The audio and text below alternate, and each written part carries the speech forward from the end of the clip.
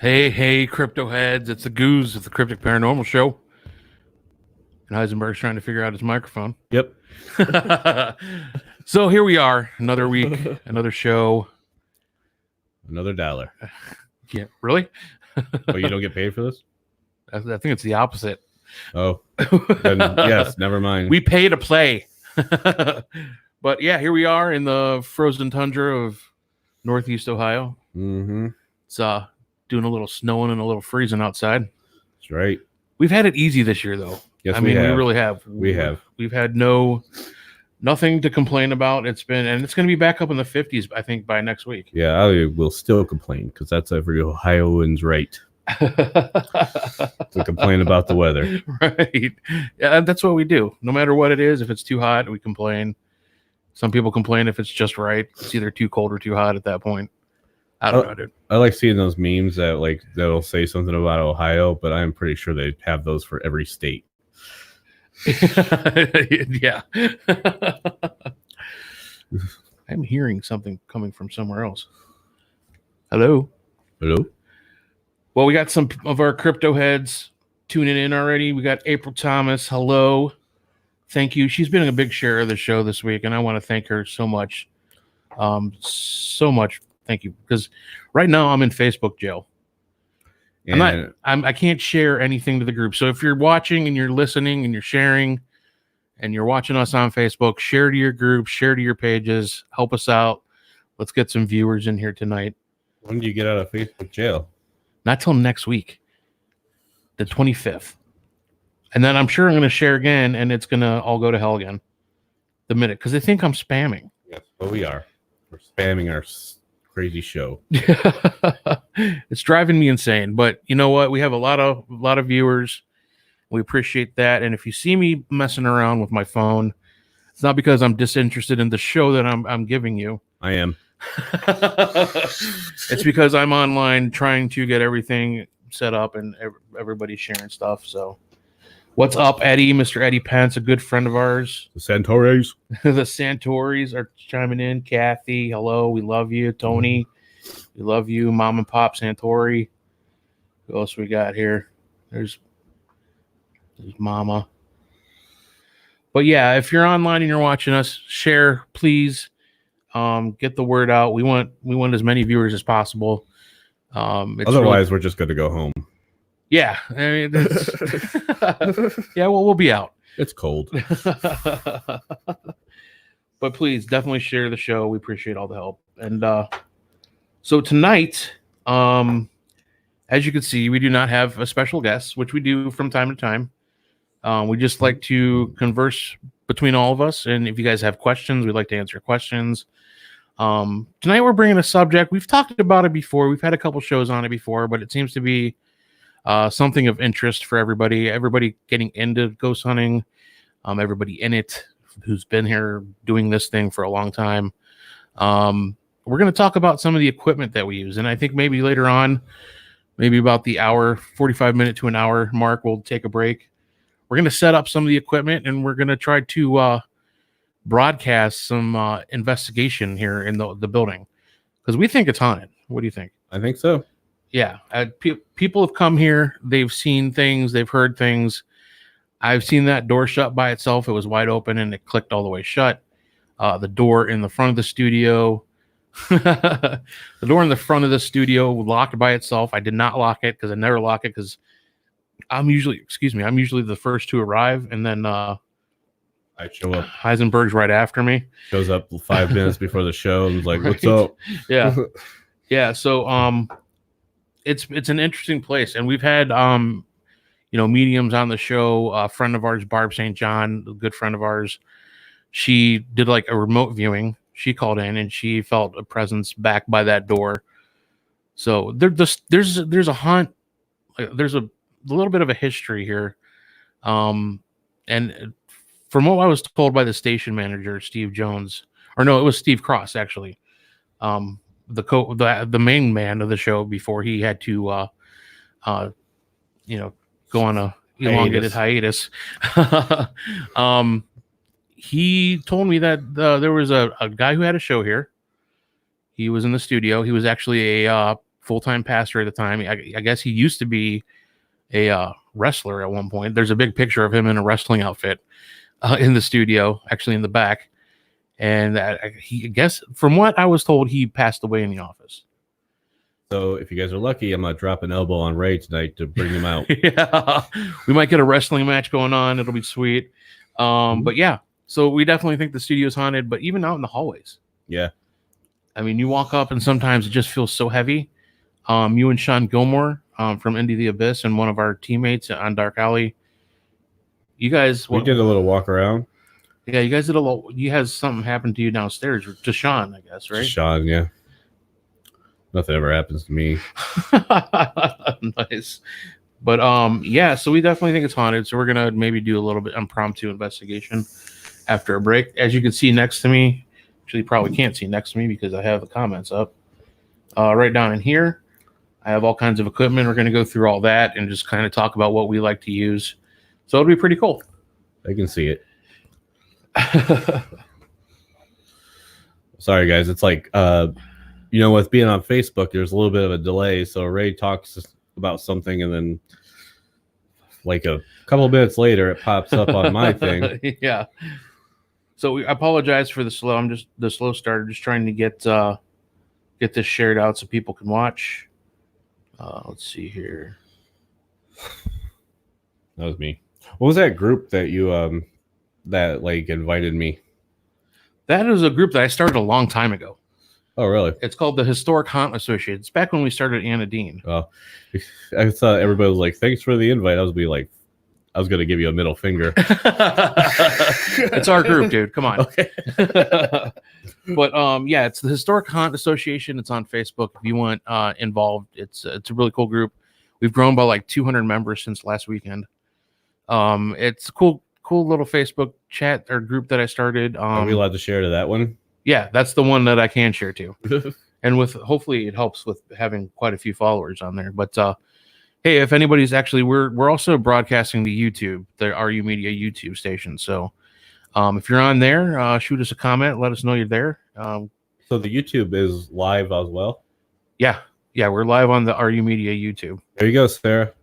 Yeah, oh, she has YouTube, so she can watch online. Cool. Well, there you go. I don't know if she's on right now. She did text me saying she was going to get on here soon. Oh, okay. But yes, Sarah, you can watch it all happen on YouTube. Nice. All right. I'm just sharing this out real quick. And then how was your week? Let's chat while I do this and let's see. Run the show. God damn it. I don't get paid to run the show. Nice. Let's see. What did I do this weekend or this week? Well, Sarah came over and gave us a toy box. Sarah and her daughter Maddie came over. And then just chilled out Sunday. Yeah. And then the week that's the week, man. I'm gonna just leave it up to the listeners to share because Heisenberg's thinking. Yeah, he's no help to me. I am not. See all this tech? I got to run it. I got to run the show. He won't show me how to do it because he knows what will happen. It'll blow up. Exactly. So let's get into what we were going to talk about tonight. We're both lead investigators with our group, Dark Alley Paranormal, Northeast Ohio chapter. DAP Neo. There is another. The main chapter is down in Columbus. They were the original. They were the original group. They're still in operation. They still do a lot of investigations. Some of them do some lectures and events.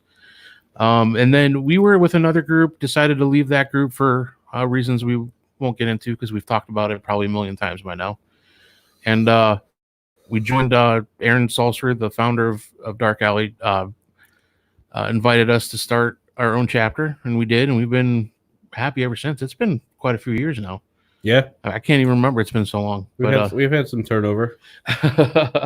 Yeah, we've had a few people come in and go, and couple jerks. Yeah, couple jerks. Yeah, you know who I'm talking about. Yeah.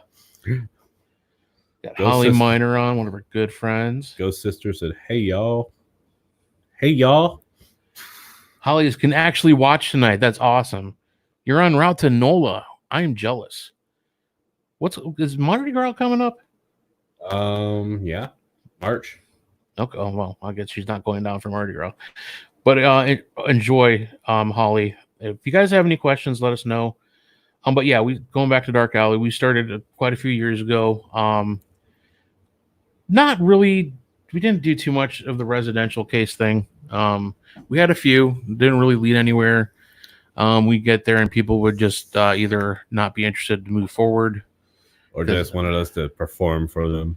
Yeah, we've had a couple where we went in and they invited friends and were drinking, and while we were trying to investigate, and it ended up being a ghost hunting party. Yep, the only residential that you should feel free to charge for. True. And I've talked about that with some other investigators. We don't charge for our services. Nope. We go in, we try to help that, and we get pleasure out of that. I mean, we like helping. Yep. But if you want us to perform, it's gonna cost you. Yeah. I mean, that would help. That would help raise funds for the group for trips and stuff. But especially if you get Ray and I, we're like, like I said, we're the co-leads, and we charge a little bit more.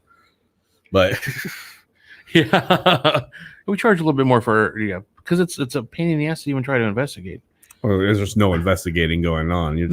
They're hollering and hooting and hollering and drinking and having a good time, and we're trying to gather evidence and document activity, and it's just not happening. Yeah, too loud, too much going on. So yeah, we don't charge though. There's been a group on Facebook floating around that have posted like an advertisement with all their prices for different services they charge. Ooh, and it's caused an uproar in the community. Do they clean the house? They cleanse the house. No, they don't clean the house. Nope. There is a difference. Yep. They don't come in and do your laundry, your dishes, and mop the floor. They come in and cleanse. Well, they can fuck off then. Oh, shots fired. Trying to get my parashame going. Yeah. Bring it on. I mean, it's bullshit. You shouldn't charge for this. I mean, we don't, and especially, I mean, most of the groups out there, they don't really have like the proper non-profit organization paperwork. They're not really certified. Nobody's certified in this business. If you say you are, you're full of shit. You just bought a whatever. All you do is you buy a certificate off of line for like $50. You don't even have to buy it. I can print you one. Yeah, you can print it out. 10. Yeah, get out your print shop, pull out the dot matrix computer. Right? But yeah, we've been around a while. We've been doing in the past just some major ghost hunts. We've been to Trans Allegheny, Mansfield Prison. We've been to Moundsville, Prospect Place. Prospect. We've been to quite a few of the bigger Waverly Hill, Madison, y'all. Madison, which is like the Madison show. Yes. Pennhurst was a good one. So we've been good places. We've been to some not so good places. And this year we're starting to get into residentials. We actually are working on a case right now, which I got to talk to you about later. We don't discuss it on the air. We don't discuss that on the air, but just to prove a point, we have started residentials. Not my forte, but yeah, well, that's what we have a nice group now that we can. We have a really good group of people now. We got Sean Gilmore we brought in. He's a member of ours now, and he's kind of taking the reins on the residential cases. I sat in on a interview with him the other day, and it was interesting. Him and Aaron, right? Yeah, Aaron Brutton. Those two guys are kind of like the lead interviews. Sean is running the residential part of the group. He's got segment. Yeah, segment, chapter, whatever you want to call it. Department. There you go. He's got the residential department. Yeah. So I've been housewares. You're in housewares. The one for cheese and lingerie. So it's been an interesting year. It's kind of almost like a rebuilding year for us. Yes. More like we're actually getting organized and getting yeah, Sean, you were off, man. Why didn't you come? Dude, hop in your car and come. Just come on over, man. If you're not doing anything, coming in. That's what she said. Let's see what Holly just said something here. She said they party all month long. Oh, nice. That's awesome. That's a place I've never been in. Would love to go. Yeah, I've never been there either. NOLA, New Orleans. It's just it's an amazing city. All right. We all got to stop with this abbreviation What's that? Like NOLA. New Orleans, Louisiana. All right, sorry. I just assumed you would know. Oh, I knew what it was. But yeah, we've been doing it a while, and we're starting in residentials. So the equipment that we use is becoming a bigger part of what we do. Like when we go to the big locations, we usually start with whatever we can haul with us. We're not one of those groups that sets up a DVR system and like 5 million cameras. Because we did that, and that was sucked. Yeah, it took all the time and all the fun out of it. Kind of. I mean, you'd get there. Okay, a lot of places you don't get to start until later in the evening. For instance, Moundsville, you can't even start until midnight. And yes, I remember that now. Yeah, and you get there, it's already late. You just want to get investigating. But some people, we tried a few times running DVR equipment, and it takes an hour at least just to get everything set up. Because I take 3 smoke breaks. Yeah, and I take a smoke break after I'm done. Right? Yeah, because we're a slow group. We like to enjoy ourselves, but we like to. We don't use that kind of equipment anymore. We don't really set up recorders, digital voice recorders like we used to, and let them run. If we let them run, it's usually no longer than about 10-15 minutes. Because our theory kind of is it's really hard to take all your files later on and review all of the audio. And unless you're taking really good notes throughout the whole evening. I used to. Yeah.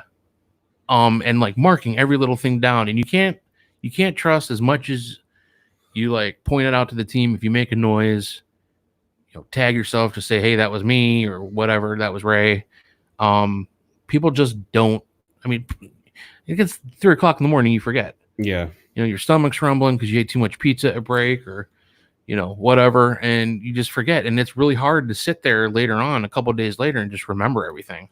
Right. I mean, we used to let them run for a while, and then I forgot my voice recorder at Emmett House one day, and it recorded for 8 hours. And I listened to all that, and that was the last time I ever did a long one. Right. Yeah. So it's just like, oh my God. Because it was 8 hours of nothing. Right. And it takes forever. And let's see, sorry, I got sidetracked. That's all right. Kenny Irish, hello, sir. Thank you very much. He's a good friend of the show. Is he a Bigfoot guy? Oh, I think so. I see his stuff on there. That's why. Yeah. I see Wooliver's watching. Wooliver's always watching. Yeah, he is. Speaking of Wooliver, they're going to be calling into the show. Dave Wooliver, and the station manager, production manager, the bigwig of RU Media. He and Eric McGill from Resident Undead are both going to be guests, not next week, but the week after, because they got their new documentary series, Our Haunted Minds, coming out. It's going to be a really cool show. I'm not going to give too much about it away tonight, but they're going to be on the show live and talking about it's going to be coming out pretty soon. See, I would give everything away, so I don't trust me with information. They don't trust me with the equipment. They don't trust me with information. D Nice is on. What's up, D Nice? She says, "Oh, the boss is watching." Yeah, we don't care. He ain't the boss of nobody. He can watch all he wants. He's never gonna come to the studio. Yeah, he's never gonna find me. Right. Hello, Mr. Joe Pieri. He's also going to be on in March, so stay tuned for that. He was on Into the Abyss last night. Great guy, a lot of knowledge, and runs his own paranormal store. Yeah. So he'll be on. Joe, actually, if you're listening, if you want to share a link here, we'll share it out, get people interested, get up there to visit the store. The Nice says, "What's up?" The Nice. The unit. Denise. So yeah, as far as the equipment now, we just kind of whatever we can carry. What he's showing there, voice recorder. It's my favorite. Yeah, it's our go-to. And when we got new people coming in, they ask what should I get for equipment? Should I get this? Should I get that? Should I get an expensive camera? We tell them to get all the expensive stuff that we can't buy. Yeah, we tell them to get everything that's at least $500 or more that we can't afford. And you have to give it to us. And that's how you get into the group. And then we use it. You cannot touch it from that point on. No. Flashlight and voice recorder. And I don't even carry a flashlight half the time. Yeah. Right. We like it to be dark. And actually, I've noticed like it doesn't matter how dark it is, eventually your eyes They adjust. So like you pick up light where you need to pick it up. Yeah. But yeah, we just roll with whatever we have that we can carry. Since we're talking about voice recorders. I get a lot of questions about what kind of voice recorder you should use. And all I can tell you is just buy a general voice recorder. What kind do you have? I have the Olympus. Yeah, and that's EN81000. You don't have to read that model. That's digital voice recorder. It's got stop. Yeah. It's got record. Yeah. It's got erase. Right. It's got scene.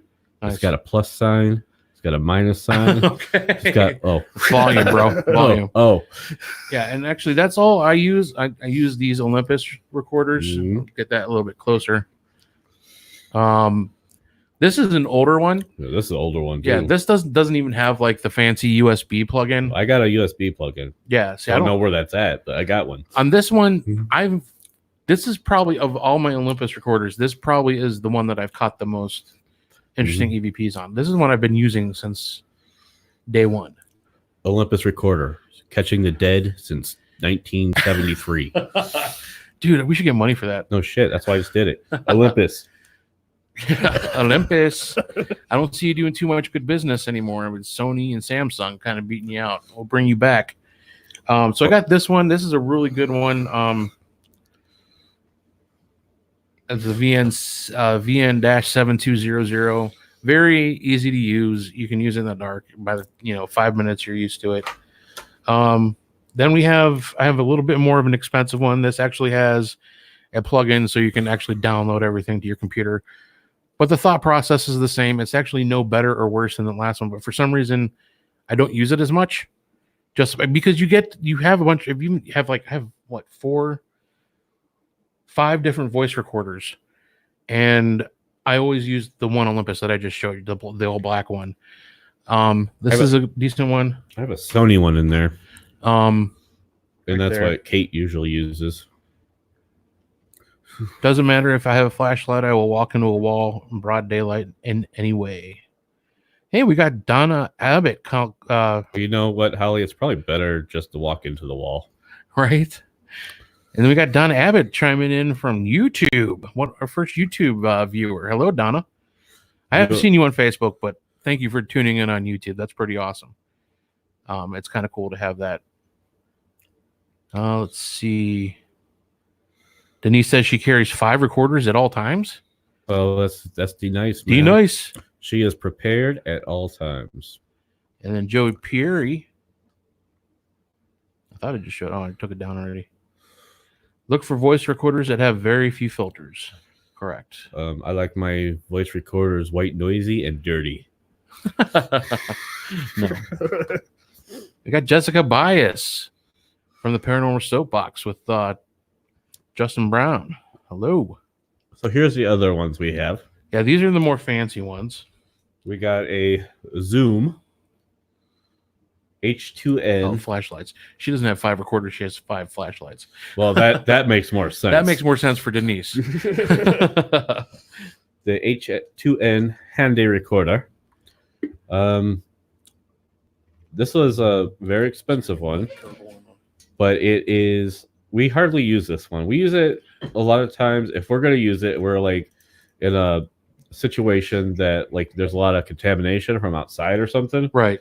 We'll run this because this will pick up everything. So we match it up to see how it works out. And if there's something that's contaminating. Yeah. Now these are pretty, really sensitive, so I usually carry them on these little tripods actually. Yeah, and I would suggest that if you have the ability to carry a voice recorder on a tripod, definitely use one. Just a little, what costs you $10? Yeah, I mean that probably. Yeah, they're cheap little things, but they help you not, because especially something that sensitive. Yeah, you're walking with this. If you're walking with holding it, you're gonna. The minute you even adjust your finger just a little bit, it's gonna sound like a demon is trying to possess you through the recorder. Yes. Yes, I will. Holly says she has the Ghost Stop voice recorder watch. Holly, I got one of those too, and it broke because my fat wrist it wouldn't fit on my fat wrist. So I don't know. Olympus beating out Zoom since 1972. The Zooms have a purpose. They're great for control recording. Yes. Like we said, if we ever figure out how to actually use them properly, you can figure out which direction. I figured that out. Have you? Yeah, Okay. I can hear what direction. It's just Okay, cool. I usually have it on the all. I gotcha.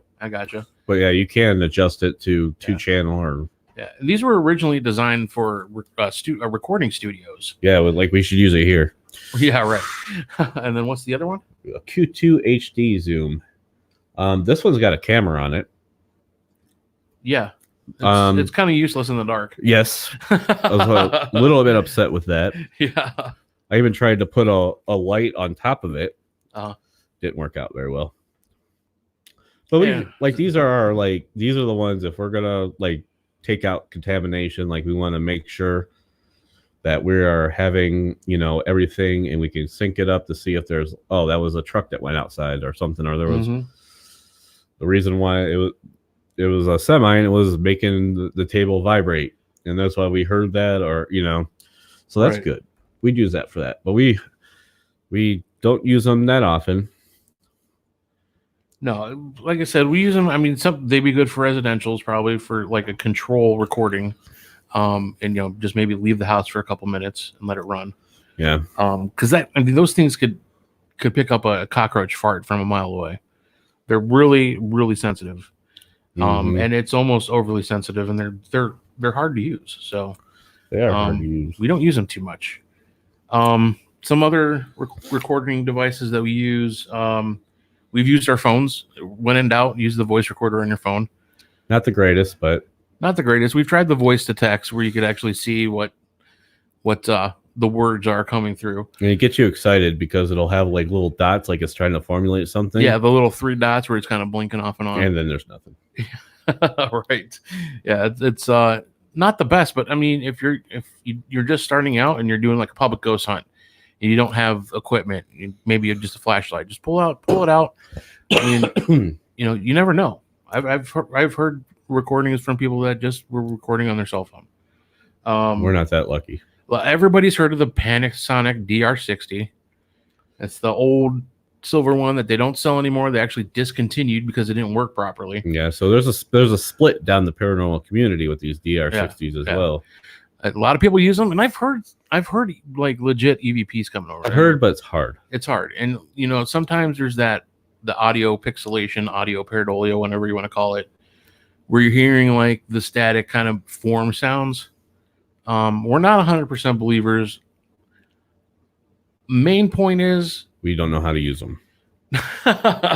No, you just push record. I mean, they're pretty easy, pretty simple to use. But the main point is you can't buy one unless you're willing to spend about $2,000 on freaking eBay.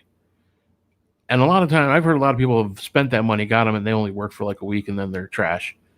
But these are newer versions, upgraded versions. This is the QR80, and I have the QR200. Same process. They're just a little bit cleaner. They're not as white noise sensitive. They record on a different frequency. eBay screwing people over since the 90s. I'm doing commercials today. Yeah. And this Panasonic here was $200. I mean, and it's not even the DR60. But I have recorded the best audio I've ever recorded in my life on this, and it wasn't like the audio pixelation. It was not. It was a straight voice. You could definitely tell it was a female. Basically telling me she was so effing bored. And then, are you waiting for your girlfriend? It all came through, and it was like, holy shit. I actually didn't hear it at first. I was playing it back. I'm like, I don't think I'm gonna get anything on this. And Tony Santori is the one who heard it. Oh, he's like, dude, go back. And I played it back. I'm like, holy shit. I almost missed this. Where was that at? That was at Farnham Manor in Richfield, Ohio, or Brecksville. It's right on the Richfield-Brecksville border. Great old mansion out in that area, right in the Metro Parks area. Really cool old historical mansion. A lot of history there. Very, very active. But yeah, I mean, those are basically. I have like one more Olympus. It's actually a little bit more updated than this. I don't know where it's at, but it's one of those where you can like listen to the recording through headphones and it's like live. Oh, the voice, not voice activated, but the real time. Real time, yeah. And actually, it's pretty cool because you can like there's little sound bars on it where you can actually see like if it's real quiet and you hear a noise or whatever. Maybe it's a noise you can't audibly hear, but it picks up on the recorder. You see the fluctuation in the sound wave. Yep. So that's pretty cool.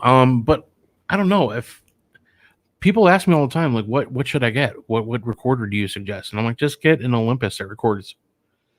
It doesn't have to break the bank. It can be a $15-$20 recorder. Yeah, I see the new ones. They're kind of nice, a little bit. Not, I don't know if they're Olympus, but they kind of you just push up the record. But I think I would keep pushing that by accident.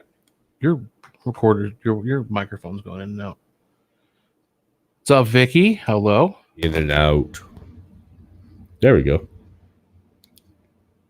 Donna Abbott asked a good question. Let's see here. How about apps on phones? Any good ones, or are they just fake? My opinion. You know what's coming. You know what's coming on that one. Most are fake. Yeah, most are just trash for fun. The Ghost Radar, it was fun to play with. They have like Ovilus on or apps and all this kind of thing, but they don't work. All right, here's the thing: is like I know you guys have noticed this. You'll be talking about something, and all of a sudden it pops up on your Facebook feed, right? Right. You're just talking about it. So I feel like those apps, if they are kind of into that same thing, could just answer your questions for you. Right. Yeah. Well, I mean, they're pre-programmed word banks that just random, and there very well could be some kind of algorithm programmed in to pick up keywords that you're asking and just respond in kind with some word that they have recorded. That you said something that like tricked that clicked that word. Yeah. Right. So, I mean, it's Vicky agrees. She says yes. So stay away from the apps. I mean, I'm not saying I am saying just stay away from the apps. A lot of them you pay quite a bit for it, $25. Some of them are monthly charge. There's only one. I guess I'll take that back for one instance. There's one app that I do like playing with. Is it the? And I can't remember the name of it. Windows 10 thing or the Windows? It's only on Windows. Phasma Box. It's it's like a digital. And I don't suggest running out because it's like you still have to be careful with that. Yeah, you still because it's still kind of a word bank thing, but it's supposedly it's just like a spirit box where instead of actual radio waves, it's going through digital radio stations, and it's got the pre-filter. And we've had stuff in Madison. We've heard, we've had interactions. People have interacted with. All right. No. For those familiar with Madison Seminary history, we've had interactions with Elizabeth Stiles, one of the spirits that resides there. She was the Civil War hero. We've had interesting things come through, but can we back it up 100%? Absolutely not. I mean, honestly, if we go through all this equipment, we can't really back anything up 100%. But except the Olympus, the Olympus catching ghosts since 1972. I don't even know where I came to that year. I made that year up, guys. I don't know how long. 1962? 1972. Okay, I'm just making sure you're at least consistent. Yeah. In the 60s, they probably did have Olympuses, but they were the size of this room. Oh yeah, right. You don't know what I said. And I actually, Donna, yeah. Yep. That's our opinion. Now, some people might have the same differing opinion, and those people would be wrong. And our soul sister Zarina Crow from the Into the Abyss podcast is saying hello, goos. We love you. Great show last night. If you guys don't watch Into the Abyss with Sean and Zarina, you need to. It was a great show with Joe Puri last night. And Holly Monitor says Zert uses 10,000 chopped up audiobooks. Yeah, that could be it Mm-hmm. too. Yeah, it really could. I like that theory actually. Yeah. I mean, yeah, it could very well be that. We don't know. If you want to download a free one and just mess around with it, whatever, you do what you want to do. But yeah, me and Miranda, like I said, we actually tested them. We've done them and tested them here on the show, and yeah, needless to say, they were shit. Yeah, there's one that did that like would use something other than microjoule, whatever and you know, and you had to do an equation, right, and like a math book, right, a calculator.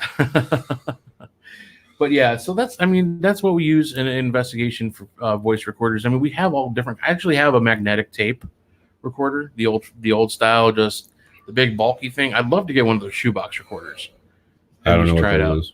The big like old like big boxy looking ones from like Radio Shack. Boombox. God rest your soul, Radio Shack. Yeah, boombox. No, just the big ones. Oh. Remember when we had this little kid? A Fisher Price recorder. Yes, the boombox. I've with seen the that turbo based. Right. Holly Miner said she read the manual from the creator. Okay. Holly Miner is well versed. From the creator. She knows her shizzle. There she is. But yeah, as far as voice recorders, don't break the bank. Just buy one, see what you like. Make sure it's not make sure it's, I don't know, newer, but not. You don't have to buy the $300 recorders to catch EVPs. No, you do not. I spent maybe, I think, $30 on this one. Yeah. At the time, that was years ago. I think mine was around 30. Right. So, moving on from recorders, some of the things that we use as well are different styles of EMF detectors or readers. Or you have the millimeter. We use those. We don't generally use them as a lot of people you see on TV now use them as a way of communicating with spirit. This has never gone off one time, but one time is the only time this thing has ever gone off. Yeah, because it is the type with the antenna that's kind of like the REM pod setup where here, I'll show you. If you lift, if it comes in with a certain sending it up, does you remember? It works now. Cool. Oh shit! What did I just do? See? Yeah. So this thing is supposed to, like, I'm not touching it. Mm-hmm. Well, I am a little bit, but this thing's supposed to go off. If anybody gets into that. So basically this range right here, if there is a ghost that's in this measurement right here, between my fingers, then it'll go off. Now, I have never read the manual on this. So I'm not really sure if I'm using it right. No. Nice. It's got a shadow detector on it too. And that needs the light to be on, and it needs another light source. But what we use this one for is kind of like a baseline thing. This is good at going through and seeing if there is like open ground wire or just bad plugs, bad bad electric. So this is where that kind of comes in handy. Mm-hmm. Yeah, it's a good piece of equipment, and we've found like where there's locations of faulty electrical in walls that are emitting such a big EMF field and causing people to feel lightheaded and dizzy and sick. And if they don't understand that, then they think that there's something otherworldly going on. Right now, see, everything's well grounded in here, 0.0. Yep. Which is amazing because there's a lot of electrical equipment in here. Yeah. Usually it's the light switches that give it off. But my temperature thing broke, but I can get another one of those. Oh, see, the light switch, very little, 0.1. Right. So I want to tell you guys how pissed off I get when I'm watching these ghost hunter shows and this son of a bitch is going off when they're asking stupid questions. I'm just like, that is not possible. Yeah. We've had a cat play with it. Seriously, we did. At the Knickerbocker Hotel. Yep. Was very playful, like, because there is a story at the Knickerbocker Hotel of a spirit cat, Mm-hmm. and there has been several. Besides that, it was actually in the room where it's been caught, like kind of like a transparent, shadowy figure, very much the outline of a cat. People have caught it on the live video feed from there. That's like playing 24/7. And I was with I don't know if you were there or not. It was one of the Glenn White I was there. One of them. seance ghost hunt things. Ghost hunt. That was right when the toy moved. Yeah, there was a there. toy in the room that we were like across the hall from where we had the activity with that. And we were leaving, one of the guides for the public hunt said, if there is a cat spirit here, we're going to go downstairs. Here's the toy if you want to play with it a little bit. Awesome. We all went downstairs. Nobody went back up while we were taking a break. When we came back up, we were one of the first groups back up. That toy was in another room, the room where we were getting hits on that. Yeah. And see, like I said, I get so mad when I see those go off on those ghost hunter shows because this is very easy to manipulate. Yes, correct. It is. Like I can make this go off with just a walkie-talkie. Right. Yeah. You can just any kind of point radio. the walkie-talkie at it, Right. and this thing goes. Yeah. Yeah. So actually, have you ever saw the Ghosting with the Goose parody video? The scene where I'm sleeping and there's all the EMF detectors and everything laying around. This one was there, right? You borrowed it for that. Yeah. He broke actually my had a temperature walkie-talkie underneath the table where I was pretending to sleep as I was trying to investigate. He was really asleep. Yeah, I was actually asleep. I'm well known for that. I was pushing the walkie-talkie button underneath it and it actually set off all the EMF detectors that were on the table. Mm-hmm. So you got to be really careful with the EMF detectors. I even have the old white one that they used to sell. Like even back in the day, it was only like $11. I don't even know if they sell it anymore. It's called the Elf Zone. It was like just a rectangular, little boxy, just said Elf Zone. It was an EMF detector, but it worked. It was just 3 lights. It was green, red was when it you were a field that was dangerous, and like a yellow. Mm-hmm. Green was baseline 0, yellow there was a fluctuation, red was a spike. But it worked. But it also was one of those things that even if you just shook it a little bit, it would go off. So not very reliable. I mean, I could shake that and get a high EMF detection too. Right. Yeah. Oh, we got Columbus representative with Bigley. Oh, nice. He's watching. My Mr. Biggs. My brother's wife says she's watching. Oh, cool. Well, it says it, but awesome. Good job. If you guys are watching, get it shared, please. I cannot share to any groups. I want some viewers in here. But the Columbus is represented. Another. Tell my brother I said hi. Another EMF detector we like to use is this EDI device. Now, it's starting to be on the shows. Ghost Hunters uses it a lot now. I've been using it before they did. Just saying. I can verify that. It's the EDI research device. It is an EMF detector with an audible speaker, an audible alarm. You can actually hear it going off now because I'm close to the microphone. And so, yeah, it's going crazy by the computer. Very sensitive. It also has a digital temperature gauge, and that's the ambient temperature. That's not a surface temperature. That's the temperature of the room. As you can see, it's 78, and it feels every bit of 78 in here. It's hot. They got the heater going. There's a heater in here? Well, that keeps the fan. It just keeps the air circulating, and the heater is right below it. Oh, I just thought the air conditioner was the only thing in here. Right. And then on the bottom there is a geophone. So anytime there's a vibration that actually measures, well, it doesn't measure, but it's what ET uses to call home. Yeah, it measures vibration in the surface. So it's a great device, and we've had good.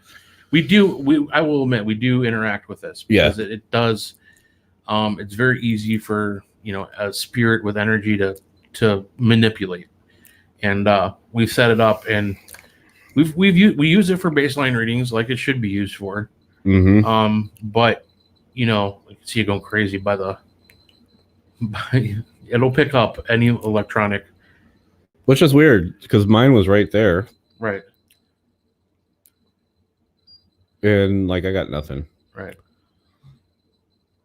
Maybe But, that's just crap. Maybe you got a bad meter. Well, Todd said he could reconfigure it. Oh, really? Okay. Yeah, or recalibrate it. Gotcha. But yeah, there is actually an upgraded version of this. That is the one that they use on the Ghost Hunter show. It actually measures barometric pressure.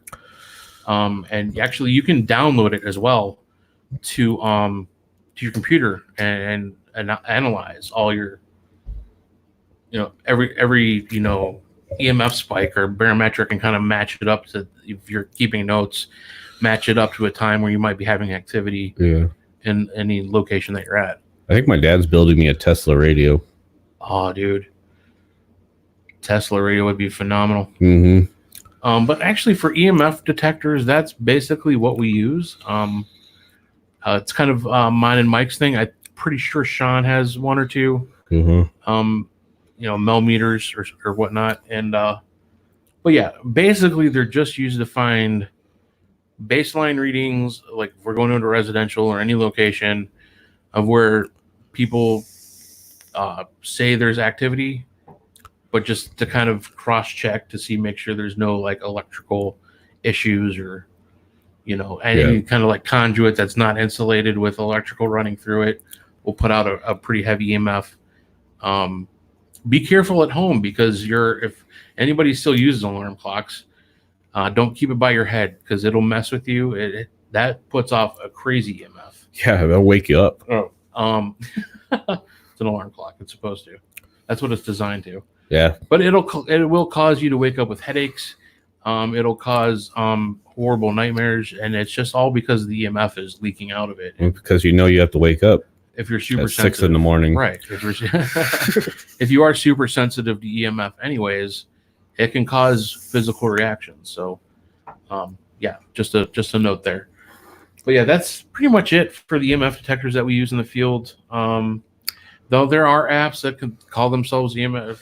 Those apps. are the ones we tested. Yeah, and they're crap. Yeah, Miranda and I tested the EMF ones.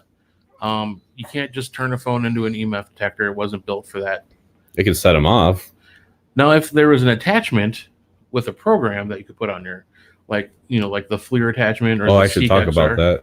Yeah, we're gonna get into cameras next. Ooh, cameras, which we don't use a whole lot of. that pretty much closes out the EMF portion of the show, the discussion of equipment that we employ in investigation. Let's talk about cameras. Cameras, right? Cameras. Everybody's got a camera, right? Yeah, I mean, anything from point and click digital cameras, just the old fashioned disposable digital cameras. I remember those. Yeah. The only issue with cameras, the big issue with cameras, it's so easy to get false positives.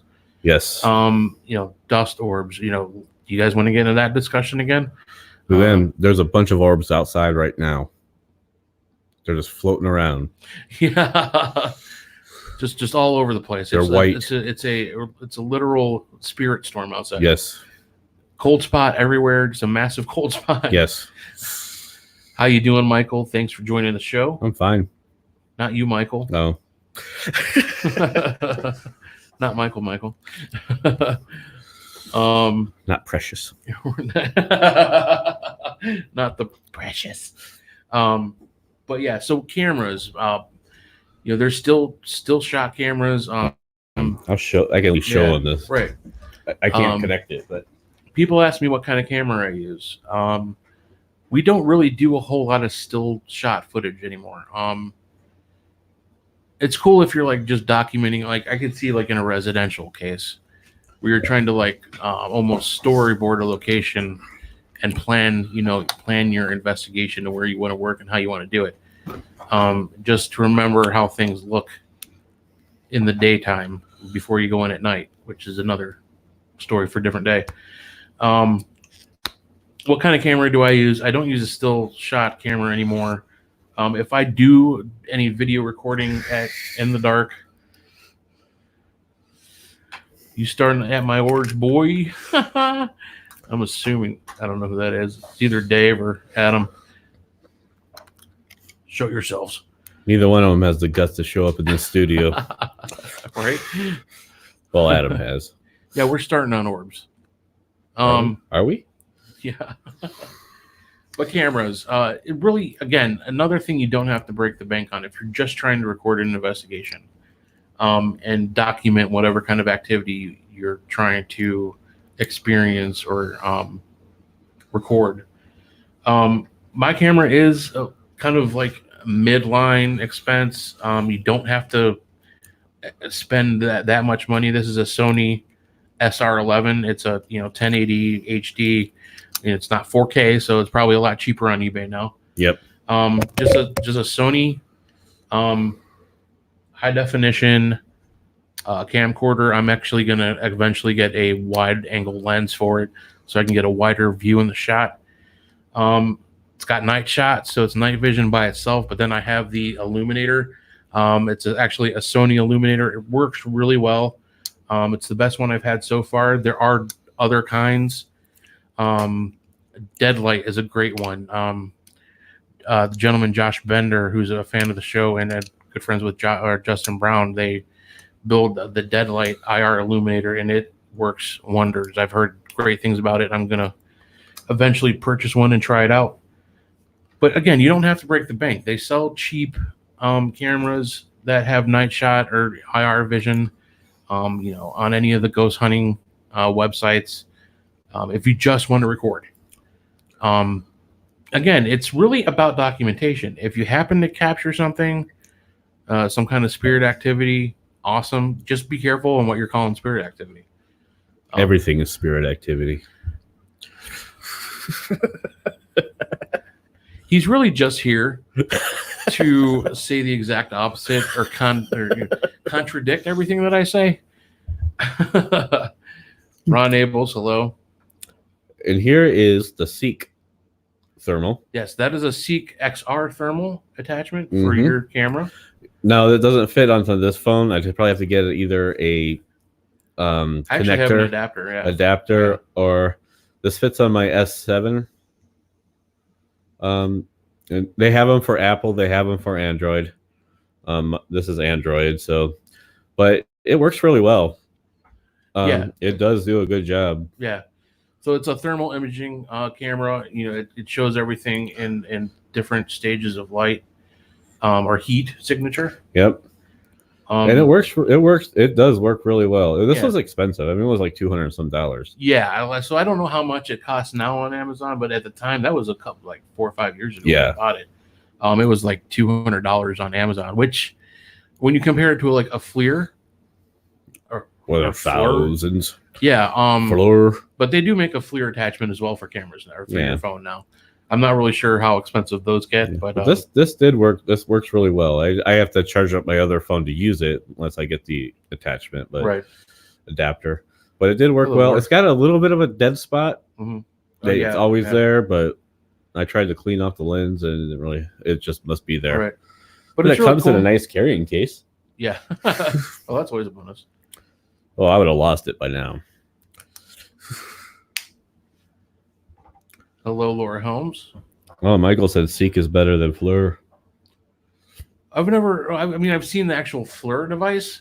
I haven't seen anybody use the as far as actual charging. Attachments. Yeah. Oh, okay. But yeah, I like that. I mean, you can actually set the temperature range too. Yeah. So like if it's a hot day and you're in a hot, you're already in a hot location, like you're in an abandoned prison or whatever, and it's like 90 degrees. I guess if you set it below that. Yeah, you can. All right. If I were to read the instruction manual, I'm sure it will show me how to do that. But you can. I know you can. You can set it different way, like different temperatures, and you have different color. Like you can change it to like different colors that will, and you like it gives you a nice little bar that tells you what somebody knocking. What's that? I thought somebody was knocking. I don't know. It might be you. That was your phone. Okay. But it works. It does work very well, and it's easy to carry. It's just on your cell phone. Yeah. So I mean, for camera, holy shit, dude! Wow. What's up? I told you I heard knocking. Yeah. All right. Said to come. Here I am. Yeah, there you are, buddy. We got Sean here. I have to adjust the camera so you can get on. He don't need to be on. Get your mic potted up. Oh, you guys doing a session? We will be. Yeah, we're gonna do investigation session. I got here just in time. Yeah, You did. here at about what time is it? Almost. It's after a 8:55 break-in. now. We're gonna take a break here in about 5-10 minutes, and then we'll let you guys loose, and I'll run it up here. But yeah, so that's some of the camera equipment that we use. Give me 1 second.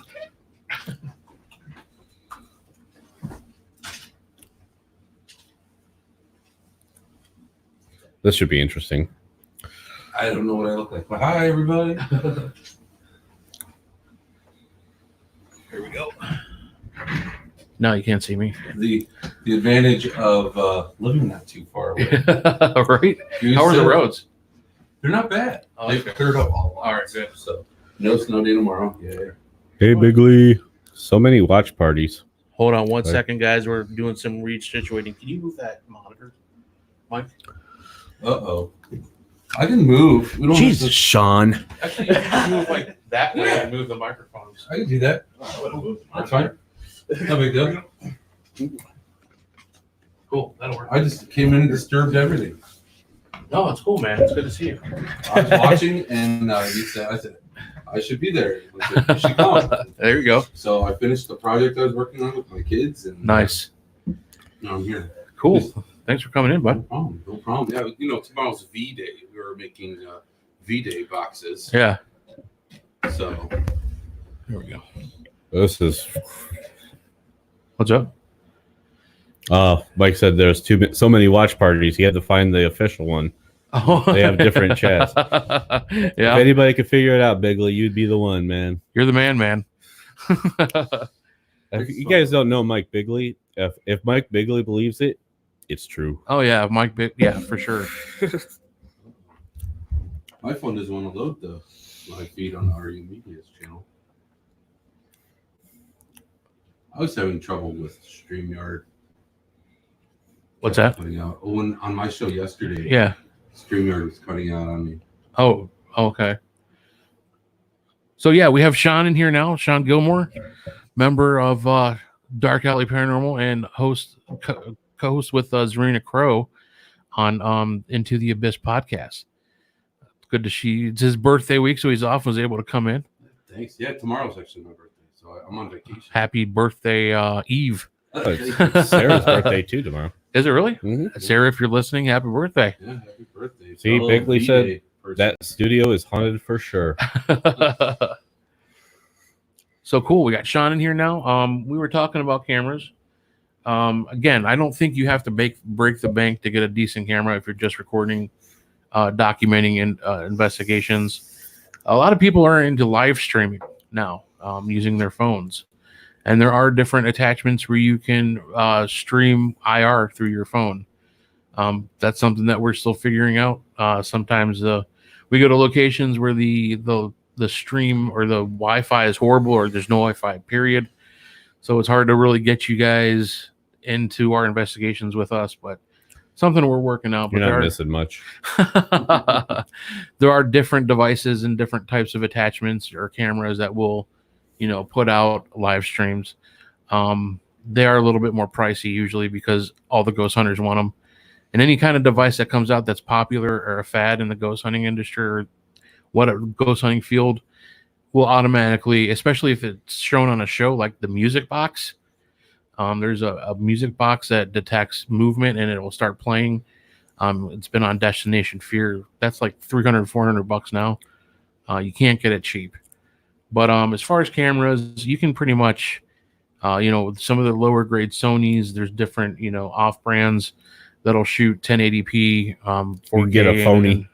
A phony. I've actually seen some pretty decent cameras on Amazon for like 100, 150. You can get a whole set it'll come with an IR light and even an external mic. Oh, nice. Everything. Literally, I mean, no more than $200. Yeah. And of course, with Prime, then you don't have any shipping. But I don't know. Yeah, like you said, I agree. You don't need anything fancy unless you are filming like a documentary. Then you probably would want something a little bit more fancy. Right. But Bigley, I'm going to agree with you because I saw an orb there with my own eyes. It was light, not through a camera, not through anything. Right. And it was at the Twin City Opera House. It was in the basement. Interesting. So yeah, I guess if you're talking orbs, we were talking camera. Orbs caught on camera. Well, because orbs and cameras go together. Right. And we've seen some still pictures that a good example of that was when we were at the Kent Paranormal Weekend.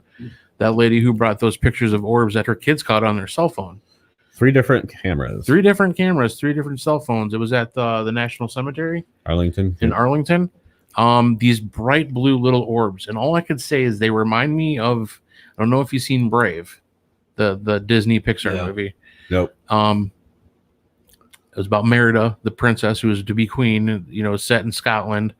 Sounds like the story of my life. They're called wisps. Yeah. Little bright blue, almost burning looking blue flame orbs. It was crazy because they were by some of the they're just like in the walkways. They're not really even by graves. Yeah. And it's just really interesting. Her kids, her students were like amazed by this, and she just wanted to get our take. And that's probably the only time somebody has brought an orb picture to me that I could not figure out. Yeah, so here's what's going to happen. If you bring an orb picture to me, I'm going to like, oh, looks interesting. Show Ray. That's exactly what he did, too. This lady comes up to me. She's like, oh, yeah, I talked to your co-lead investigator. But this was a real Michael one I there. wanted him to see. Yeah. He's like, he told me to come down and show this to you. I'm like, oh, son of a bitch. I was immediately like, you ever. Because usually. But I'm glad he did because it was amazing pictures. I mean, I never seen anything like that in my life. I have never either. And like, this is in broad daylight. This wasn't even in no night. It was so broad it wasn't daylight. Yeah, it wasn't like any kind of weird reflection. And if there would have been just one camera, one person, I'd be like, oh, maybe that was something on their lens or something. Right. But the fact that it was 3 different cameras, 3 different shots. Right. I have a watch party going on my personal page, my personal profile page. Adrienne Hart said she has cameras that cost $224 and $25 for the microphones. She loves it. So it's so awesome. And it's really just about getting something that you like to use, something that suits your needs. The Columbus group, since Bigley's on here, they've used one of those plasma balls. Yeah. To see if and they've gotten where somebody has touched it. Oh, It was at the old Licking County Jail. Yeah. I've seen the video for it. It's pretty cool. Yeah, and we don't really have a whole lot of that kind of stuff. We don't have like the periscope, which catches the static electricity. I have one. You have one, so now we do have one. 360. Well, you still have one though, right? Yeah. Well, Yeah. I can't have plasma balls. It just I would lights play up if with there's them like the a whole static time. charge in the air, correct? Yeah. And it's really cool. We've seen it work before. When those go off, it's really cool. Yeah. So for me, that is more. I don't know. To have static electricity set off a piece of equipment to me is more intriguing, Right. Than EMFs, because EMFs are everywhere. Right. So, Right. That one time was awesome, though, Bigley. Oh,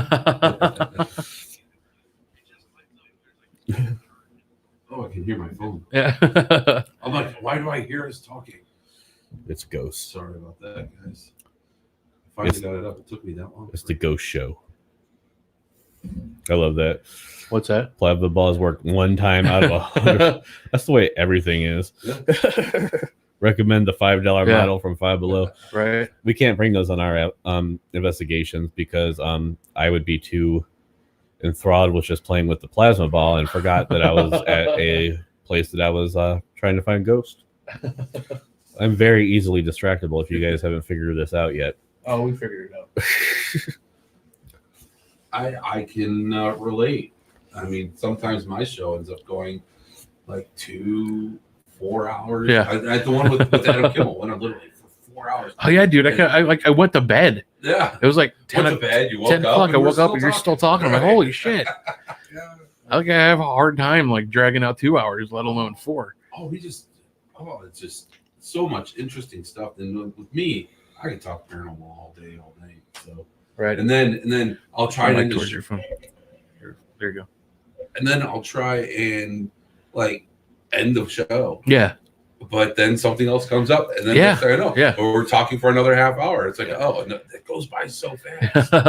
The drop phrase you guys were using down the rabbit hole, and you were going down quite a few rabbit holes that night. Yeah, we were.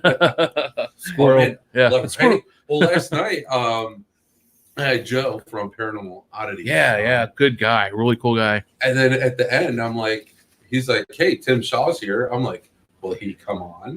So next thing I know, we're on. We've had Tim Shaw, and he's a great blast. interview, man. Yeah, he's gonna come on my show. So we have just him, and man, it's just that hour that he came on. That was a blast. Yeah. He's a lot of fun. A lot of good energy coming off him. We've used the Xbox camera. Yeah, I do have the Xbox camera. I don't have the fancy setup with the grip holder and the tablet. I actually still just hook it up to my computer, so it's like a static camera. So I can only set it up if I have electricity. It's kind of a pain in the ass, but we've gotten some interesting hits on it. It is. We're a little bit unsure too about some of the stuff with the Xbox camera because it can throw off some false. Yeah, it definitely. Because you were explaining that with the last show, or were you explaining that at Madison? We were doing the flashlight tours. Yeah, it can show some false positives. It can take, if it gets the right angle on a door or a corner of something, it will show what looks like a figure, and you have to be very careful. Now, when we were at Madison setting it up for a public event and pointing it in the middle of the robe, and a small figure shows up that actually was a full like stick figure. Yeah. That was actually reaching towards Maddie, who was still in Sarah's room at the time, and like trying to. And when I went in the middle, it caught my figure. The little figure was still there, and it was about yay high on me. Yeah, it was definitely child height. Mm-hmm. And as I was like trying to, because we'd never used it before, and we had like pieces of equipment laying around, so I didn't know if like it was causing maybe some kind of, interruption or, we don't know because we never used it before, so we're not like sure like if it interacts weird with different types of equipment. Wasn't the equipment. Yeah. And when I went out in the middle, actually it looked like the small figure was reaching up towards my hand trying to grab me. It was pretty interesting. I like to dance in front of it. He likes to dance in front of it.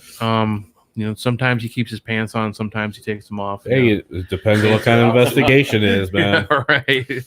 I got Sarah's room, guys. Let's go ahead, and I need to have a dance party. But so we use the X camera. And honestly, I mean, besides this video camera, we don't really use a whole lot else. Now that we have Sean, we have some more cameras to play with. I'm sure you have cameras, right? Well, I have, Ectovision, we would use static cameras. I have all of Ectovision's static cameras. So. Oh, yeah? Yeah. I have like 12 cameras. Oh, cool. They're all the same brand and they're older, but the IR comes out there. They're still the 24 or whatever, the HD. Yeah. I got 2 good static cameras. I mean, Eric McGill is able to work magic with them, so I'm sure that. Yeah. Honestly, I use them for the kids shows at school too. Yeah. So they come out pretty good, and I have a couple GoPros. Yeah. I have the like the altered ones that shoot like full spectrum and IR. Or? Mm-hmm. Okay. Yeah. The one I have is what is it? The one that Kathy just won. Oh, okay. I know what you're talking about. I can't remember the name of it. Think of it right now. The GoPro for extreme ghost hunters. But yeah, it's just like one of those sports camera, like POV cameras that you strap onto your hat or your chest, and it's widescreen. It shoots awesome video. I have one myself that I've been trying to hook up and use as my Wi-Fi full spectrum camera. We're still working on it. I'll get it working one of these days. But Sean Gilmore's watching. Hey, Sean, how you doing, buddy? Hey, how's it going? Don on my watch party says different investigations call for different things, and you're absolutely correct. Sometimes, most of the time, we don't even use the cameras. We just kind of go with our recorders and see what happens. But let's bring out the big boy. The big boy. Let's talk about spirit boxes. Something we just started kind of using. The spirit boxes have been around a while. Some of the originals, like the Frank Sumption's box. Yeah. Frank Sumption was one of the original creators of these boxes. His are much, much more involved. And actually, when he originally built them, he was building them to kind of. Wait, sorry. Yeah. Maybe yes. Bigley has a question when you do cameras, do you prefer the setting that takes multiple shots in bursts to compare differences, or do you use different settings? I don't mess with settings because I'm always afraid to mess up the camera. So they must be talking about like regular digital camera. Yeah, they're talking about like point and shoot digital cameras. I mean, that's great if that's what you're trying to do, right? So, but for me, I like to take it and then like kind of wait a second and then retake it because there's so many different variables and you may not get all the variables. And plus, if you hold on that button for too long, you can end up with like 100 photos. Oh yeah, that just fills up your memory card so fast. Yeah, I've done that by accident. Yeah. Right. So I tend to kind of take a picture, look, and then retake it. Yeah. But I'll do 3 or 4, cameras, like bam, bam, bam, bam. Yeah. Right. Yeah. With video cameras, what I like to do, since I have the cameras to do it, I like to set up maybe 2 cameras, one so I get either get the full room, but I want to be able to. I want to use it for debunk. So I have one for capturing evidence, and then I have one for debunking. The thing is that I don't have the IR lights that Activision had. I have literally just a couple of them. Yeah. So I need more IR lights, and that is an investment. Oh yeah. Let's go steal them from Ectovision. Eric McGill, we're coming for you. Yes. Meet him out in the parking lot. Hey, buddy. Bigley said. No, he's not going to come in a couple weeks. Well, I know Wolver won't show his face around here. So Wolver doesn't have the balls to show up in this studio. They're calling you out, Wolver. Yeah, I've been calling him out from the beginning. So Bigley, we need to get together and do some investigating. Yeah, absolutely, man. Bring the 2 groups together again. Yep, absolutely. We got to do that soon. To form an army. You got to meet some of our new members. Of paranormal investigators. Yeah. So let's go into spirit boxes real quick. Frank Sumption, one of the original designers, and his were more. I think from what I've read, his more were designed for like UFO, alien contact. That makes sense. Scanning radios, but his were so much more electrically in depth. I couldn't even tell you like how they were made, and he's only made a limited number of these things, and you can call yourself lucky if you have one. And I mean, I know a few people. I think Jeff Fent got one. Yeah. I believe he received a box from a Frank's box. One I can't remember which number it was. Geo. That was George Brown with the Geo box. Oh, I'm talking about Frank Sumption, like back in the day. He actually passed away years ago. Yeah, he was one of the original kind of. I haven't seen him use that box. Jeff, we need to. Oh, Don Marie has a Frank's box. Well, you are lucky. That's right. Bigley. Oh, she made one. Okay. Yeah. So some people call them spirit boxes. Some people call them spirit box enhancers. I've heard spirit radios. Black lights are great to use. Poor man's IR lights. Yep, but you might catch some other stuff in the black light that you don't want to. Right. Yeah. So there's there's in an hotel room. There's different other styles of spirit boxes. Some people have started just hacking one of the original Radio Hack Shacks or Radio Shack hacks.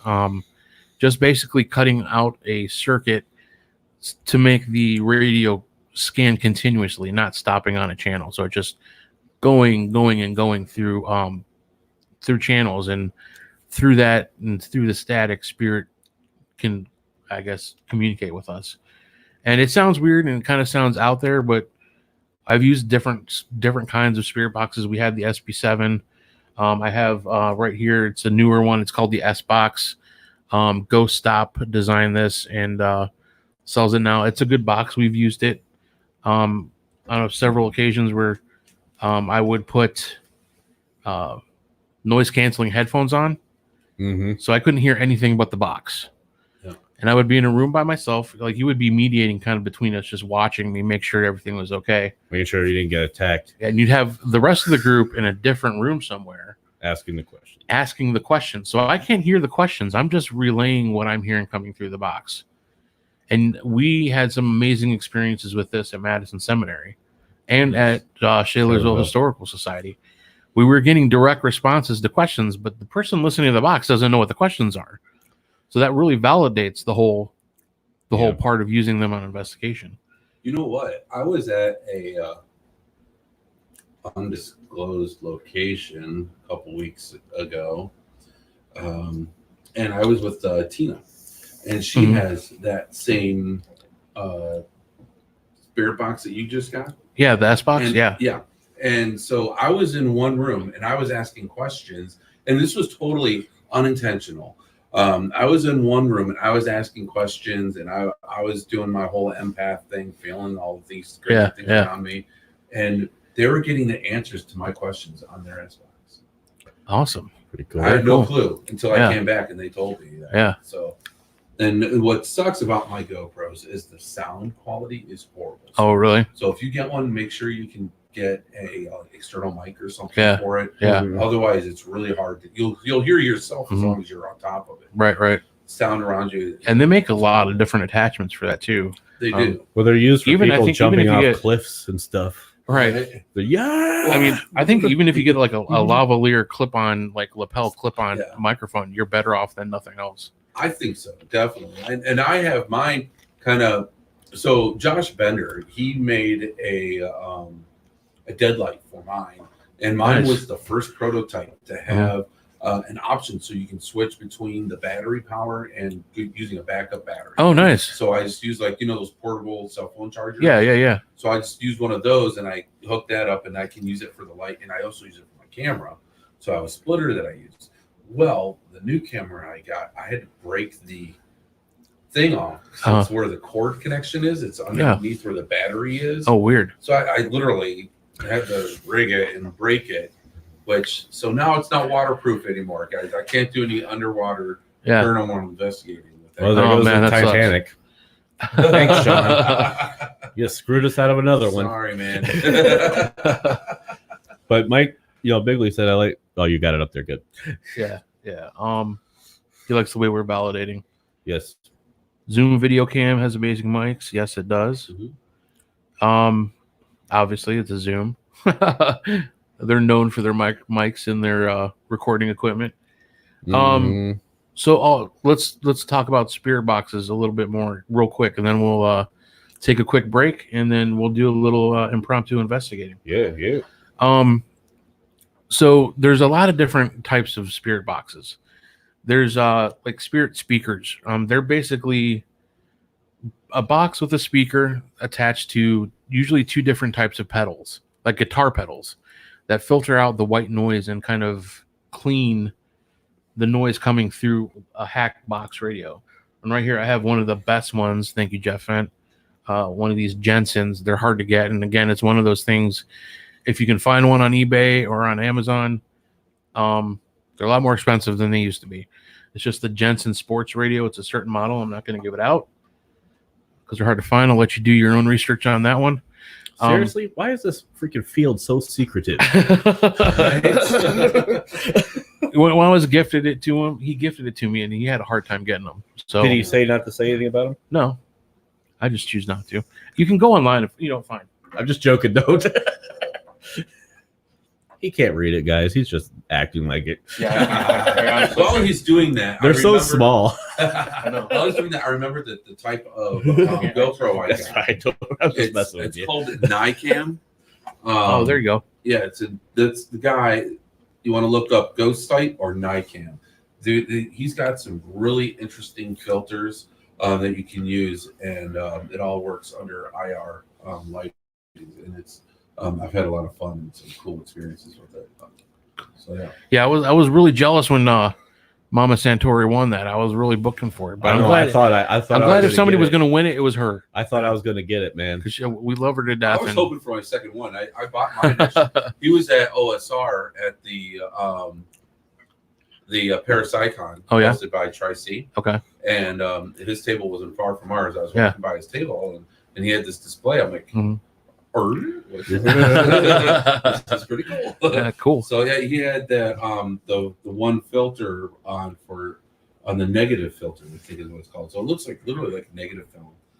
But for investigating it kind of gives a different look for the lighting. Yeah. And that's where Yeah. when you're looking for shadow movement and things, different types of lighting, testing different lighting for me Right. is really cool. All right. Sorry. Cool. No, Got you're off fine. subject. No, that's fine.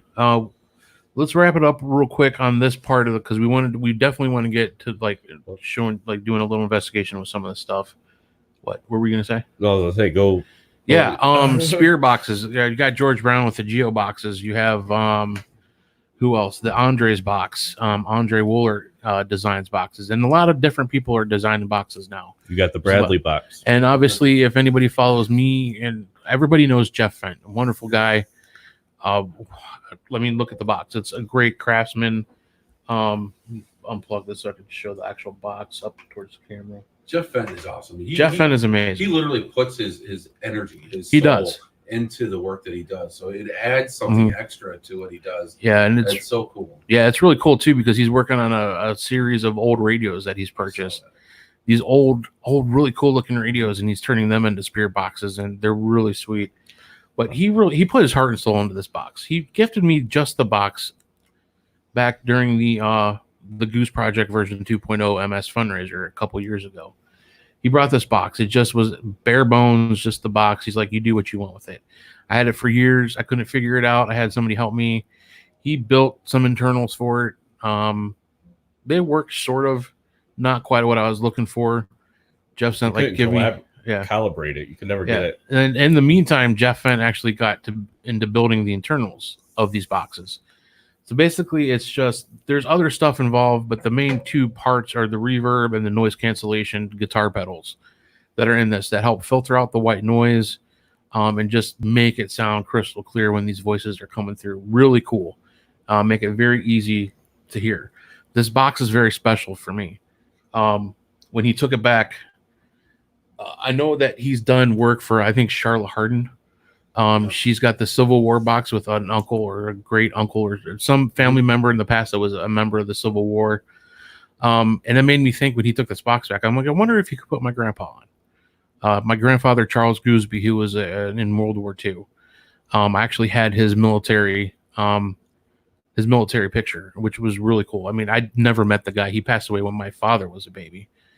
So it's always kind of been, I've had this like attached, like wanting to know him more. I wanted something with his picture on it. So I asked Jeff Fent to see if he can incorporate that for me onto the box, which he did. And it's freaking amazing. First, there's the front. Okay. Just a beautiful wood cabinet made of Madison wood partially. So it's already spiritually charged coming from a haunted location. Madison wood. And it was working amazingly for us at Madison Seminary. Mm-hmm. So you can see that. And then on the side, he had laser etched a picture, the military picture of my grandfather. Freaking amazing. And then just kind of a little memorial dedication on the side for my grandfather. You can't really see it or read it, but there it is. Just an amazing piece of work. And then, all the electronics on the back.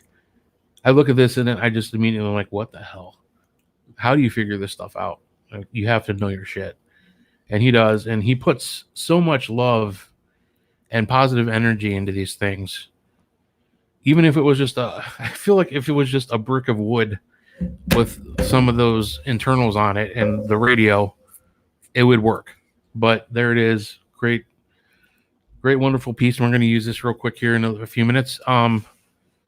So we got about half an hour? Yep. Why don't we take a quick break? We got to figure out how we're going to broadcast this. I think I'm just going to share you guys a link and put you on through StreamYard. I'll send a link to probably yours because he won't be able to figure it out. He speaks the truth. So sit tight, folks. We're not going to be gone very long. Probably 10-ish minutes, 5 minutes. And then we'll be back on. I'm going to throw up a screen. Just bear with us, and we will be back soon, Crypto Heads.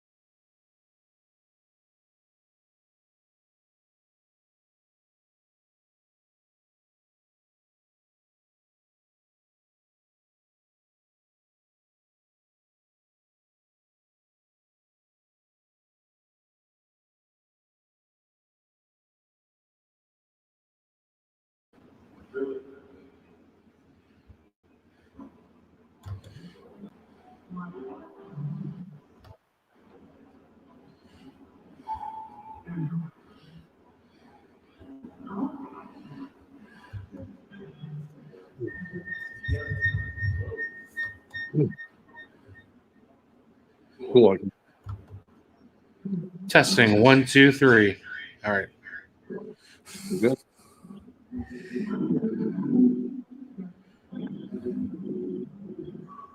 All right. Yep.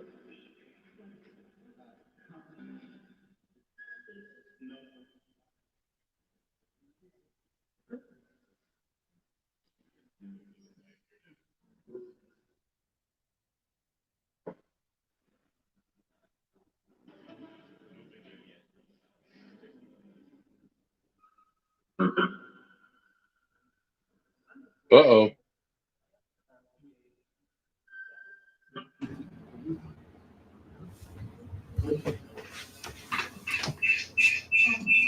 Whoa. I'm leaving. All right, crypto heads, we are back.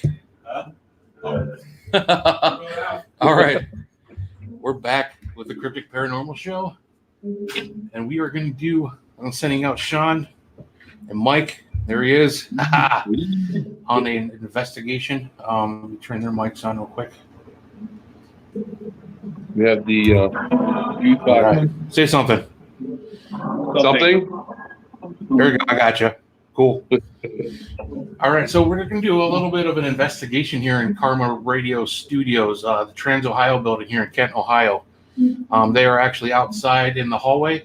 They have EDI device, EMF detector, geophone, and temperature gauge on the Jeff Fent spirit box.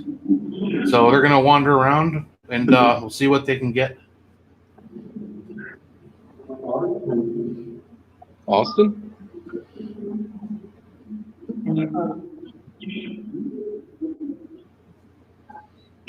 All right, let's try a little. How do you want to do this? Should we do go downstairs now? Are the people are like working? You got upstairs. All right. We'll try the little experiment that we did in medicine. So Yeah, there you go. I'm gonna walk down the hall. You tell me when to stop. I tell you when to stop? Oh, okay. Sorry. I'm not too smart.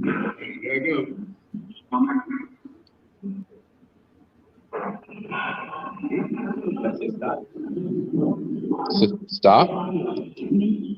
Go. So right now Stop. they have the spirit box. They told whoever's with us to stop, tell Heisenberg to stop. Dude. They want him to stop. Is that good? Mike, stop. Sustain. Closer? Let me know when if you guys feel anything or hear anything. All right.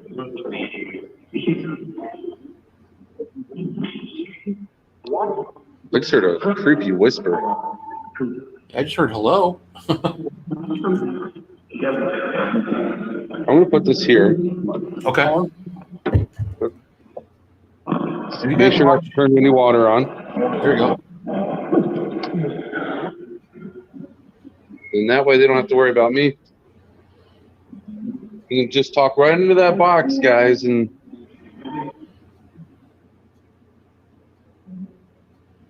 And for those of you folks listening in or watching, tuning in, if you guys see or hear anything, let us know. Maybe you're gifted and are an empath or psychic. If you feel anything or see anything, let us know. what did you use for before?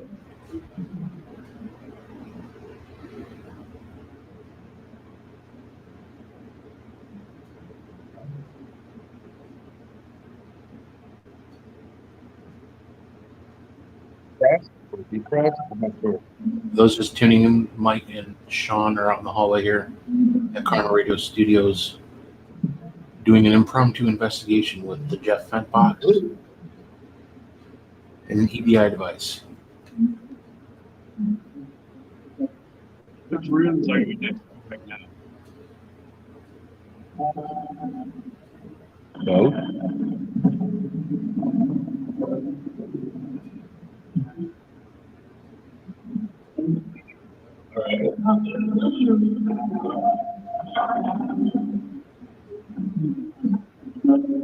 There's the men's room and then there's the ladies' room. Which room am I going to walk into right now?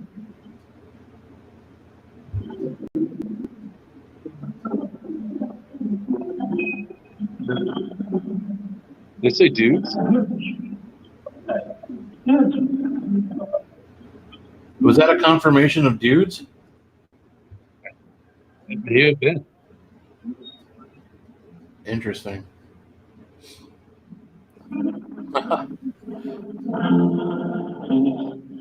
Phoenix? Phoenix.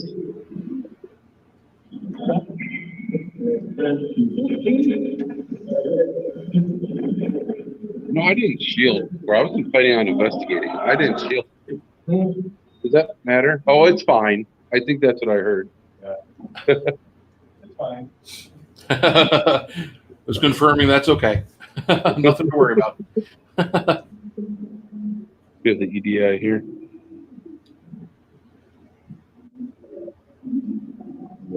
Is that from your phone? Maybe. Oh, That might be my phone. Yeah. It wasn't doing anything to you guys. Let's see.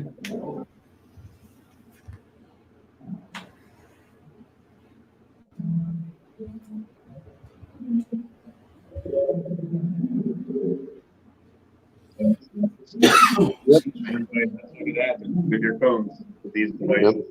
Also, I have learned you have to be mindful of your smartwatches. oh, really? They'll send out a signal. Yeah, my last minute investigation, I forgot to take my smartwatch off for my first part. Gotcha. Try it again. Well, tell me when to stop.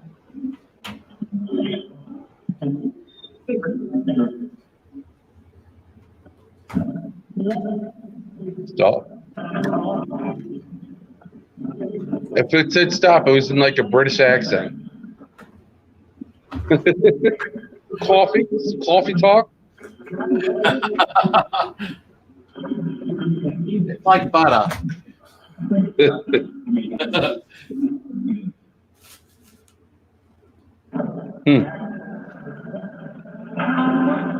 The last time we did this, we found that one like room in the basement. Oh, that room was super creepy.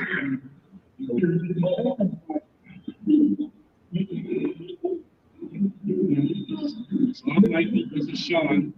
Hello. Can you tell us your name?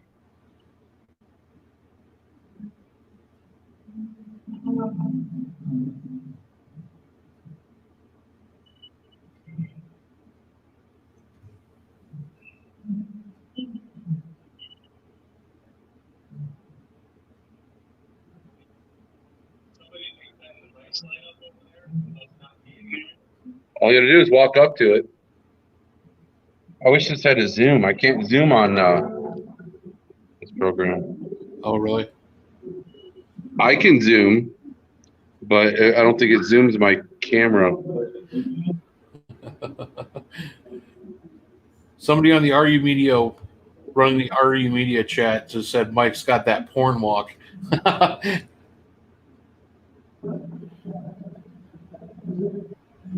And cool, I could see the chat on here. Nice. You go where? Away? I don't know. Who, me or Mike? Or both of us?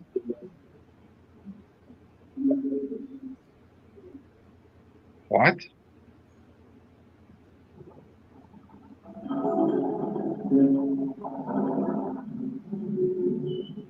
I have Dawn Marie online wanting to know if you guys can walk down through that door at the end of the hallway. The glass door? Yeah. RU Media says that Mike has the porn walk. You're gonna shake your little tush on the catwalk. I answered that too. Oh, you did? Nice. Oh, you did? You're damn right I did. So we're in here. Oh, they're doing some, getting a little bit of the funhouse effect here. Okay. They're doing some remodeling, it looks like. They need to. This carpet is bad. No offense. It's old. That's all. Mike Bigley says shave and a haircut test. It's the paranormal thing. Oh, let's do it. You have to do it. I agree. One day, I've never gotten a response. One day I will have a response for this, but here we go. Can you finish this rhythm?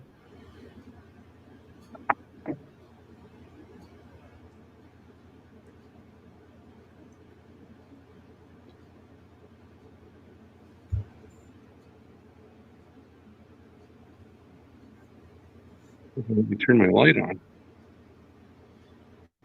For those of you tuning in on Karma Radio, we are actually. Sorry. I'll try to turn on a light. I have a flashlight. Oh, okay. One has a light, but right. Here you go. Those of you tuning in on Karma Radio, we're actually having a live paranormal investigation here at the studio. Excuse me. It's creepy back here.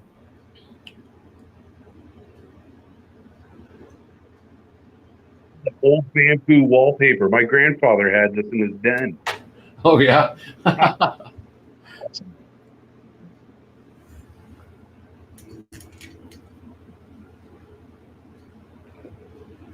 I allowed to be back here?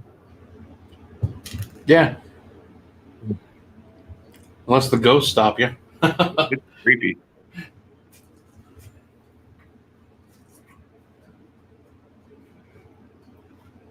Okay, maybe we should get the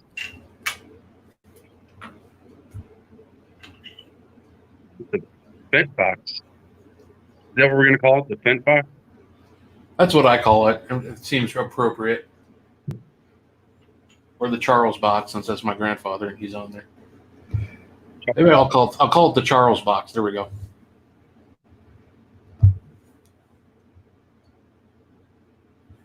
Dawn Marie said her head hurts really bad now that you guys are back there. Yeah, I've got the funhouse effect going on for sure. It's pretty faint. I don't know if it's just a residual energy. Yeah. There's something here.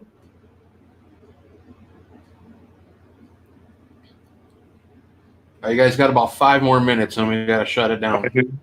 Okay, so let's do this. Let's take the bed box back here. It feels.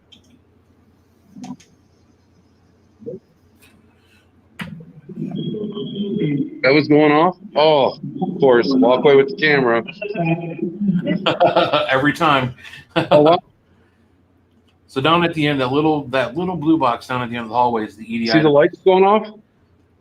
Yeah, I do. And there's nothing down there that should be setting up. It's been pretty quiet since you guys walked away. That hasn't gone off at all. You guys can't even see it going off. Who's here with us? Oh, Hello? that was a response. Is that you setting off those lights? Isn't that pretty cool how you get close to it and they light up?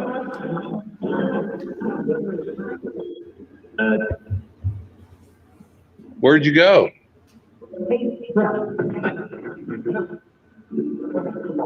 Did you go back into the offices here? I'm kind of keeping an eye on that. All right.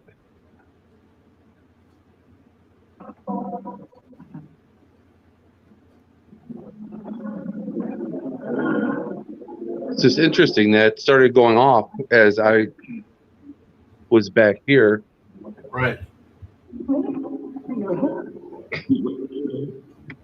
I'm just gonna sit it down on the ground there.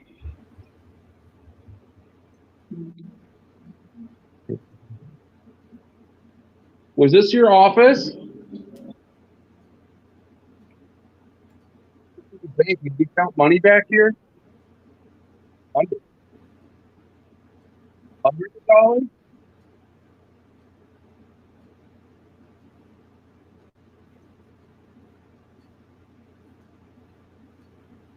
You still getting a weird feeling back there, Sean? Yeah, I actually feel stronger now.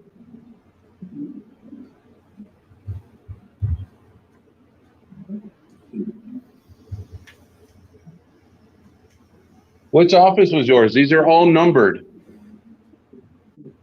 1, 2, 3, 4. It's pretty cool. Can you give us an office number? What office was yours? Let's say 7. If I'm hearing correctly, that sounds what it said. 6, 5. There's no. Wait a minute.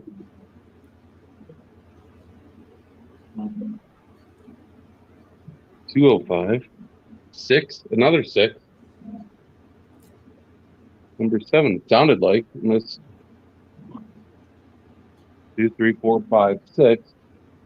4. No 7. No 7. It's interesting though, because 8. Are you just throwing numbers out there? You messing with me? It's playing with you. They are playing with you, I should say.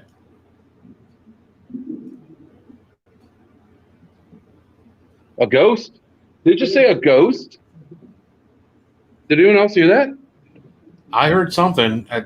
That'd be interesting, man.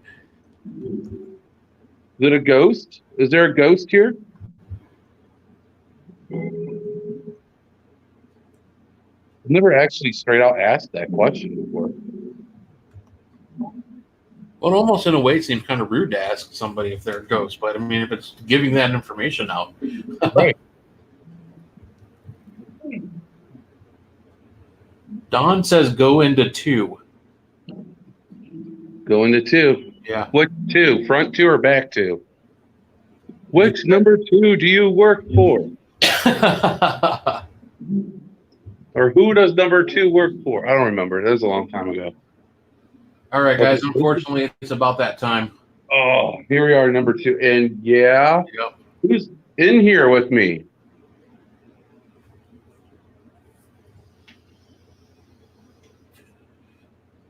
This is what it looks like. Huh. That's dark. I got to be honest. I'm sitting here watching the video, and it feels weird. Oh, it feels like there's someone behind me. Yeah. Mind your space. I don't mean any disrespect.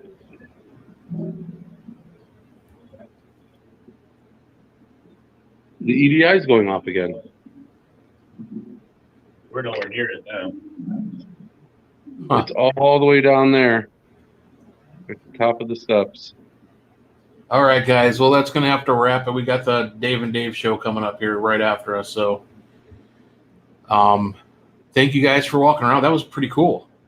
Yeah, that's awesome. If I had a listener. So that's going to wrap another episode of the Cryptic Paranormal Show, everybody. Thank you for joining in. Just to give you a quick heads up, next week we will probably be playing an older episode. We will not be in the studio live. We just have some family obligations to take care of. And then on whatever the Thursday is, I don't have a camera. Hold on.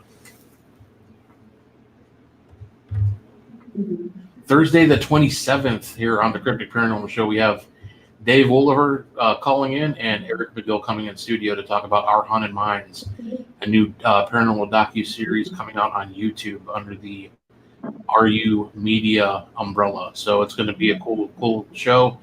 So tune in then. Until we meet again, my crypto heads, we will see you next time. Have a good night. And if you're out in this weather, be careful, please.